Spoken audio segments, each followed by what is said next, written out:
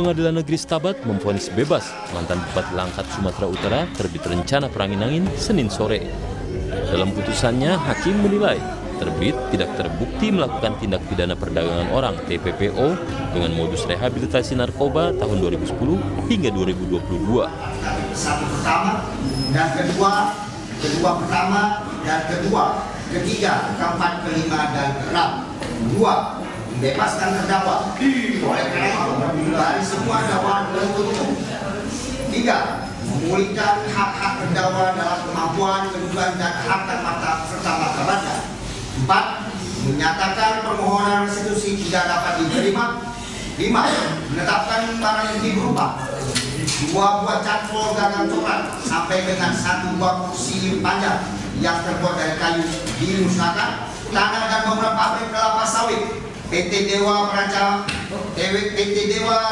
Perangin-Angin yang beralamat di Dusun 3 Karmowida, Raja Tengah, Jahe, Desa Raja Tengah, Kecamatan Kuala, Kabupaten Langkat, dikembalikan segera kepada terdakwa. 6. Kepada terdakwa. Divonis bebas, terbit rencana perangin-angin mengaku sangat senang dan berterima kasih pada majelis hakim yang menjalankan sidang. Nah, kita lihat setelah diputuskan majelis hakim, dikasih juga kepada majelis hakim yang memberikan putusan bebas kepada saya karena itu memang fakta persidangan sebenarnya itu semua. Makanya terima kasih kita ucapkan kepada pengadilan Stabat yang masih murni yang menjalankan tugasnya pada hari ini. Itu aja yang saya sampaikan. Terima kasih kepada media semua. Sebelumnya, jaksa menuntut terbit 14 tahun penjara, denda 500 juta rupiah, dan biaya restitusi sebesar 2,3 miliar rupiah kepada 11 korban atau ahli warisnya. Dalam dakwaan disebutkan, terbit mendirikan tempat rehabilitasi narkoba sejak tahun 2010. Di tempat itu, pengurus kerangkeng menyuruh korbannya bekerja tanpa dibayar. Lalu juga terjadi penganiayaan yang menyebabkan 4 orang penghuni kerangkeng tewas. Para pengelola di kerangkeng terbukti melakukan tindakan TPPO dan telah divonis 3 tahun penjara pada 30 November 2022. Atas vonis tersebut, jaksa penuntut berencana mengajukan banding. Dedy Zulkifli Tarigan, Kompas TV Langkat, Sumatera Utara.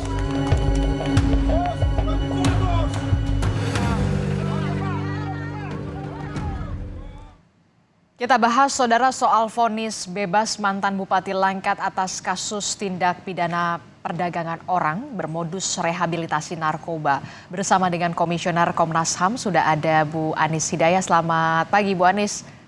Selamat pagi. Ya, Bu Anis, ini kan kalau kita lihat ya, vonis bebas untuk mantan Bupati Langkat dalam kasus TPPO yang bermodus panti rehabilitasi narkoba yang dikenal sebagai ya kasus kerangkeng manusia ini cukup mencengangkan, bahkan vonisnya bebas begini.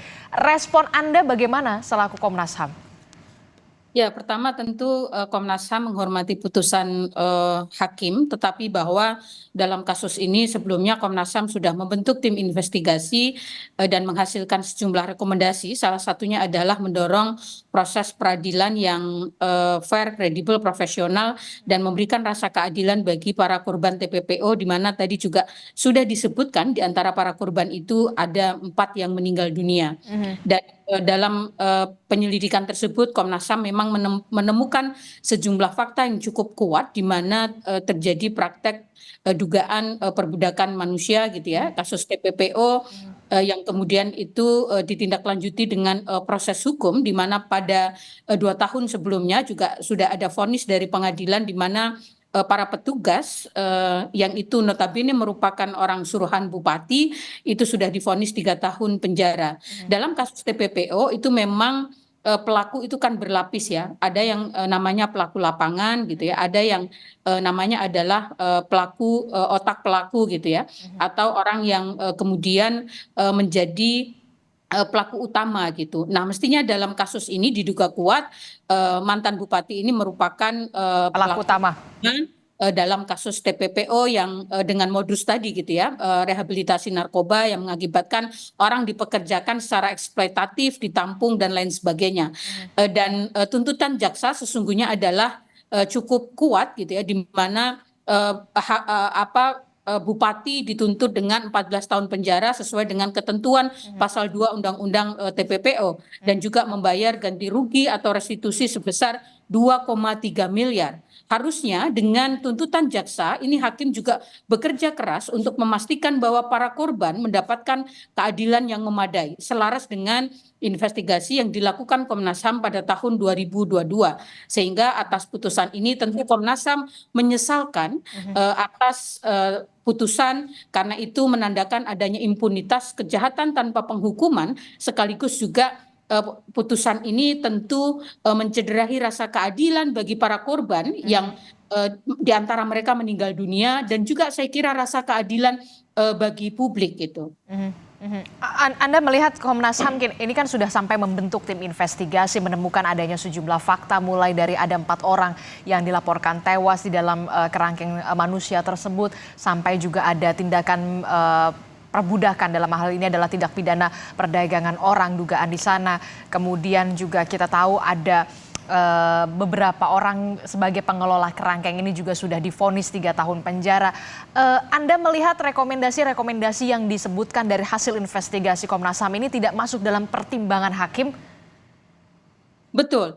Jadi rekomendasi yang dihasilkan Komnas HAM pada penyelidikan pemantauan pada tahun 2022 ini tidak menjadi pertimbangan majelis hakim dalam pemutusan perkara ini gitu ya. Dan dalam pemutusan perkara sebelumnya itu juga vonisnya cukup ringan ya, 3 tahun penjara. Dan sebenarnya putusan ini juga menjadi pertanyaan kita semua kalau para pegawainya itu divonis dengan tindak pidana perdagangan orang gitu ya dengan vonis 3 tahun penjara, tetapi justru orang yang mempekerjakan para pegawai ini dibebaskan, ini menjadi pertanyaan bagi kita semua. Bagaimana perspektif para hakim terkait dengan tindak pidana perdagangan orangnya sendiri gitu ya, yang itu jelas-jelas ada fakta di sana mantan bupati ini melakukan tindakan-tindakan yang itu indikasi kuat sebagai pelaku utama tindak pidana perdagangan orang gitu. Oke, kalau kita sudah melihat begitu ya bagaimana pengelola kerangkengnya saja sudah divonis 3 tahun penjara begitu ya, diharapkan juga kan kemarin pelaku utamanya ini bisa mendapatkan hukuman yang setidaknya kalau kita lihat tuntutan dari jaksa ini cukup berat sekali, tapi nyatanya majelis hakim menyatakan vonis bebas begitu ya. Anda melihat ada impunitas hukum di sini atau bagaimana? Atau memang tidak terlalu tersorot oleh media kemudian akhirnya ini ada vonis bebas semacam ini?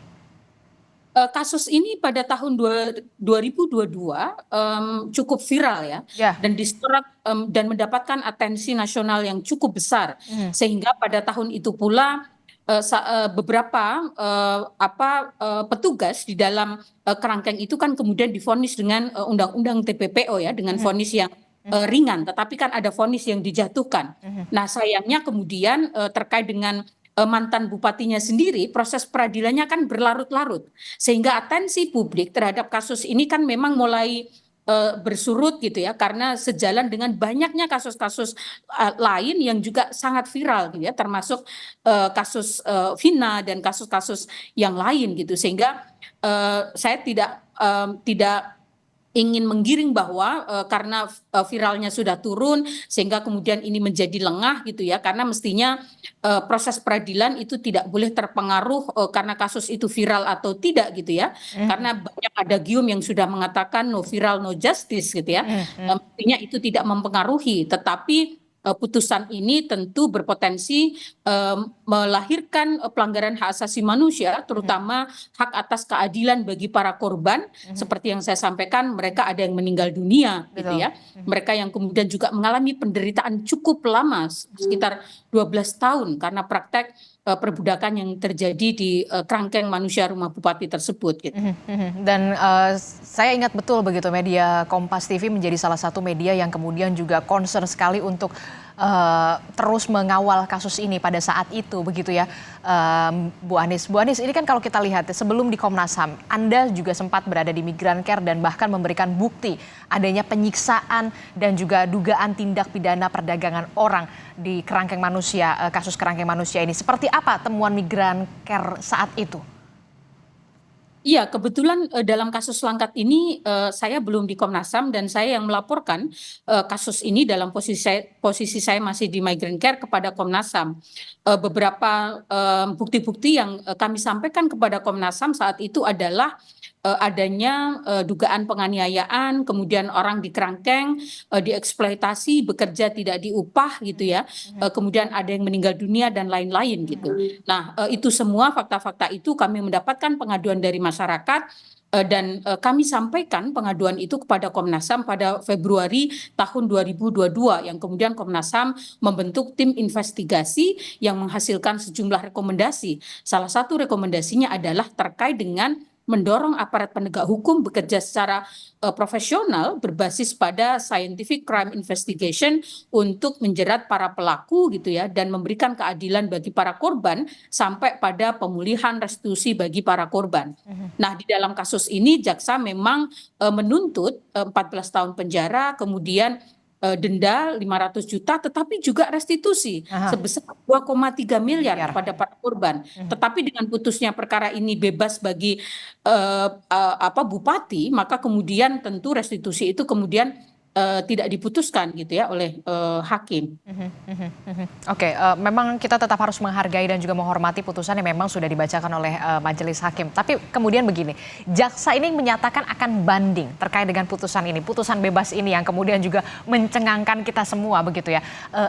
Terakhir, Bu Anissa, harapan Anda sebagai Komnas HAM, apakah nanti akan ada upaya langkah-langkah hukum selanjutnya terkait dengan putusan vonis bebas ini? Ya, kami belum memutuskan langkah seperti apa yang akan kami ambil di Komnas HAM, tetapi pada prinsipnya kami mendukung upaya jaksa untuk melakukan upaya banding gitu ya, karena sekali lagi vonis ini mencederai rasa keadilan bagi korban dan juga bagi kita semua yang selama beberapa tahun mengikuti kasus ini seperti luka yang sangat dalam gitu ya, karena di Republik yang sudah merdeka sekian puluh tahun kita masih menemui praktek perbudakan modern yang itu terjadi di negara kita sendiri gitu. Sangat miris begitu ya, kemudian ada praktik perbudakan modern semacam ini yang kemudian ternyata majelis hakim sudah membacakan putusan vonis bebas. Tentu saja kita harapkan jaksa akan mengajukan banding secepatnya. Terima kasih Komisioner Komnas HAM Anies Hidayah telah bergabung bersama kami. Sehat selalu Bu Anies. Terima kasih.